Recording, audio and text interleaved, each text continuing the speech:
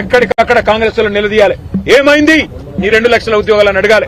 నేను అడుగుతా ఉన్నా, రాహుల్ గాంధీ దమ్ముంటే రా అశోక్ నగర్, దమ్ముంటే అశోక్ నగర్ కి రా, ఇక్కడికి వచ్చి చెప్పు నువ్వు ఇచ్చిన జాబ్ క్యాలెండర్ కరెక్ట్ అని చెప్పు.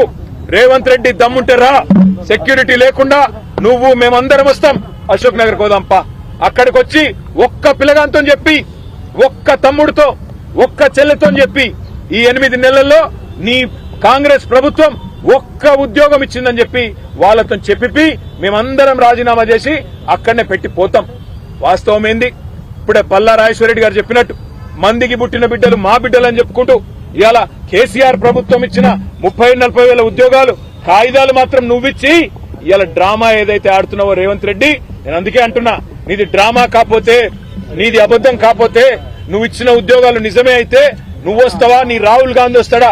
రండి, సిటీ సెంట్రల్ లైబ్రరీకి వస్తారా, అశోక్ నగర్ కు వస్తారా, ఉస్మానియా యూనివర్సిటీకి వస్తారా, ఎక్కడికి వస్తే అక్కడికి రండి.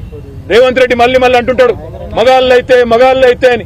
నేను అంటున్నా, రేవంత్ రెడ్డి మగాడు అయితే రా, అశోక్ నగర్ కి రా, అక్కడ పిల్లలే చెప్తారు నువ్వు ఉద్యోగాలు ఇచ్చిన మాట వాస్తవమా కాదో చెప్తారు. నీ రాహుల్ గాంధీని తీసుకురా, ఇచ్చిన మాటలేమైనా నిలదీస్తారు. కాంగ్రెస్ నాయకులను తరిమేసే పరిస్థితి ఉంది ఇవాళ తెలంగాణ యువత. ఒకవైపు యువత రోడ్ల మీద ఆందోళన చేస్తా ఉన్నారు.